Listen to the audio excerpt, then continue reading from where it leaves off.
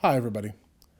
This is a little bit more of a public service announcement than the sort of feel-good, project-based video content that we've been making up until this point. I think it's important to lay out some information about an ongoing scam that has been going on and affecting the vinyl and the vintage audio community at large for quite a number of years.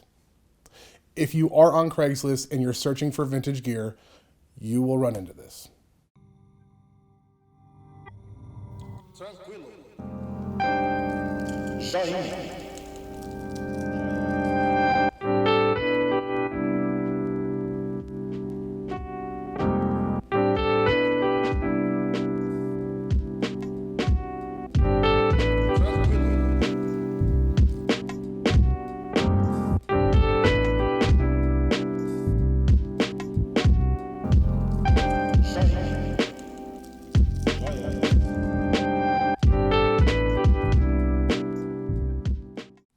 Have you ever been on Craigslist and you come across an ad that just seems too good to be true? I mean, this is the stuff of vintage legend, right? Like somebody put a 2,500 up on Marketplace for $200 in Indiana.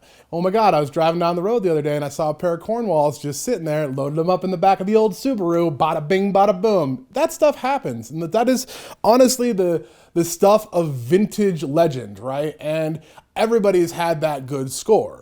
Well, that's why we continue to hit the thrift stores. That's why we continue to hit Craigslist and just kind of scour the yard sales and things that we can do to give ourselves a leg up when trying to find this old gear. You know, a lot of times we're looking for it, it's broken, it doesn't even matter. We're just trying to keep it alive. That's part of the joy of this hobby. Well, what's been happening for a number of years is there's an individual who goes by the name of Dave Culver, who will post a highly desirable piece of equipment. And the reason why you can kind of tell it's the same guy is because he uses the same photos over and over again. We're going to show you some more of those photos as we get through this video. It's actually pretty upsetting. It's upsetting to me because I'm very passionate. If you've watched any of my other videos, you can tell I'm pretty passionate about vintage audio. I get excited about it. I love to go out and find it. You know, I have stories about scores that rival some of the ads that Mr. Culver puts out himself. But that being said, that's why it's believable. So here's the scam. What he does is he puts this 2270 Marantz up for $300. Okay, let's say. And this is an example. It could be any desirable piece of equipment. Again, we'll list off a bunch of the ones that he uses so you can try to avoid this, because one of his downfalls is that he constantly uses the same photos. So we'll get to that. He will post a unique and desirable unit below market value. His trick is that he's not bilking you for thousands of dollars. He's only in that like $200 to $300 range. And volume is obviously his tactic. You agree to a price, he gives you tracking information, you agree to ship it to him, and he asks you to pay, and here's the key, PayPal friends and family. What is PayPal friends and family? Well, it's a way for you to avoid additional fees and additional protections when you're using PayPal as a form of payment. So you'll never ever pay friends and family to a business where you're buying something online. Say you use PayPal to buy something off Amazon, you wouldn't be like, hey, let's use friends and family so you guys don't have to pay the fees. That's just not how it works. In commerce, there's a cost to doing business, and that's part of it. Well, when you lose those protections, it doesn't allow you any recourse. So what he does is he says, okay, send me the $300, friends and family, PayPal, you agree. He sends you, ostensibly some tracking information, and then you never hear from him again. Okay, that's such a low bar scam that it's almost like insulting. But like I said, volume is his tactic, and you can see his ads in Atlanta, Billings, Reno, Knoxville, San Francisco, Washington, D.C., Charleston, Niwot, Colorado, which is where I ran into this man a number of times, where, you get excited, you see him post up, and you're like, hey, what's up with this? I'll come down to Niwot right now. And of course, the man avoids any sort of face-to-face contact, and sort of directs you into getting it shipped. And so, you know, he'll just kind of bounce you back and forth for a while. And then once you finally kind of get fed up and say, well, can you just ship it? That's where the scam happens. So I want to show you some of the photos here. Take a look at those photos and just know that these are going to be used over and over again in all these different cities and a number more. I'm also going to put the guy's information up that he uses, because I think this is a way for you to even cross-check some of this stuff.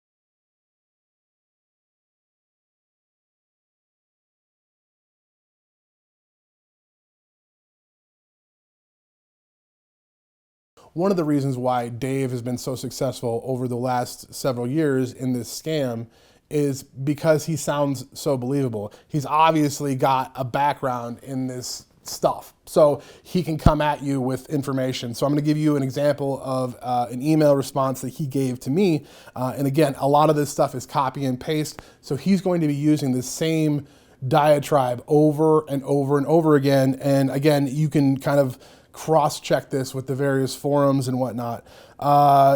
It'll say, you know, hello, my Marantz 2275 has had periodic KEG. Now KEG is it's Craig deoxide, we all know that, but he's misspelled it, I think maybe to even give you some like, oh, it's just a normal guy.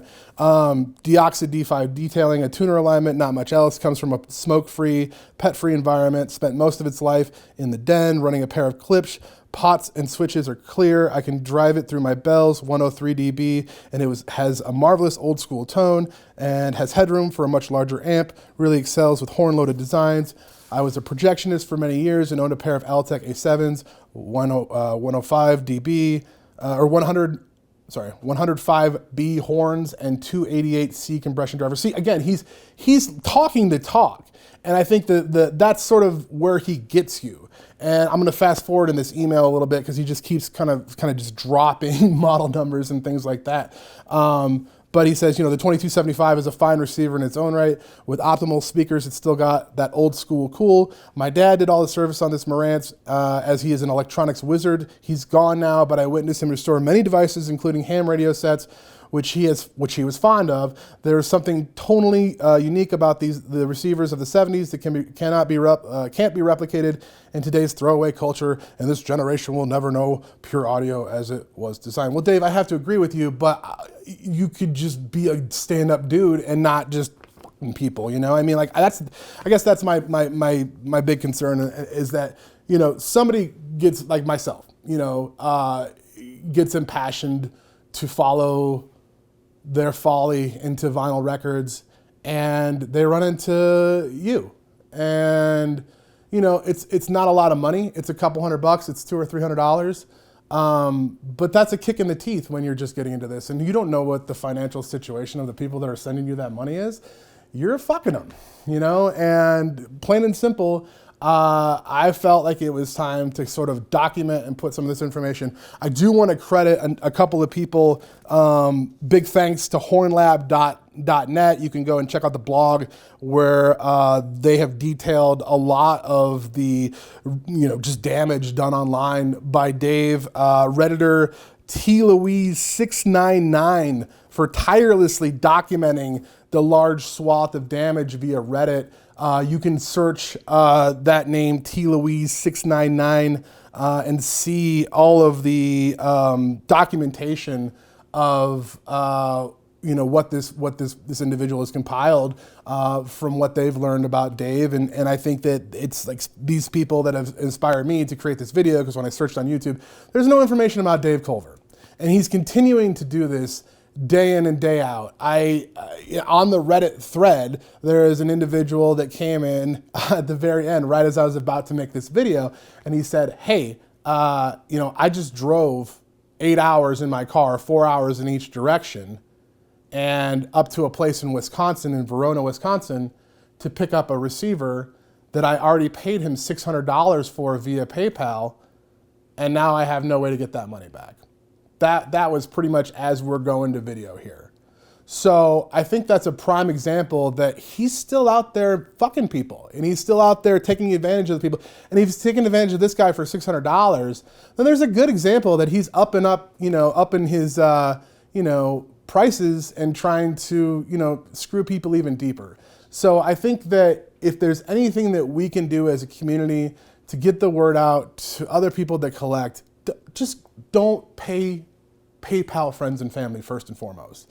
If the person who's selling you a receiver, and I sell receivers, I want to make a deal. I want to meet you face to face, right? It's crazy to think that, I wouldn't want to meet you face to face to sell you a receiver. Come to my garage right now. I've got a couple. But this guy just preys on people's enthusiasm, and I just can't tolerate it. And it's something that I think that we need to just share as much as possible, because this guy really is a prolific scammer. And if any of you guys out there have any more information about him that I could compile, because I'm going to put a bunch of the links from Horn Lab and from T. Louise 699 so that we can have a repository for this information so that people will know what to look for.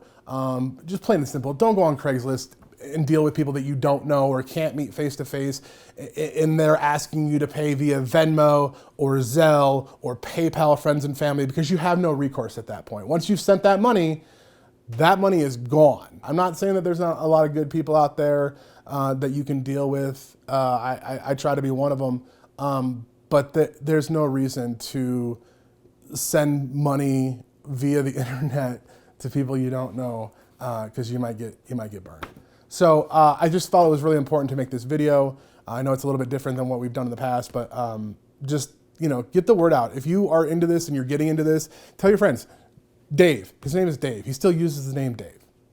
Dave Culver. That's the first sign. It's this guy. And then if he has one of these rambling emails and you look at these pictures and, oh, that's the same photo, it's him. And I would ask any authorities that may see this video, he's in Phoenix, Arizona. They know where he's at. Like, it's not like he's going anywhere. The guy's just sitting there ripping people off from Phoenix, Arizona. So if there's anything that we can do to stop it, that would be great for my community. So until next time, guys. Tranquilo. Shine.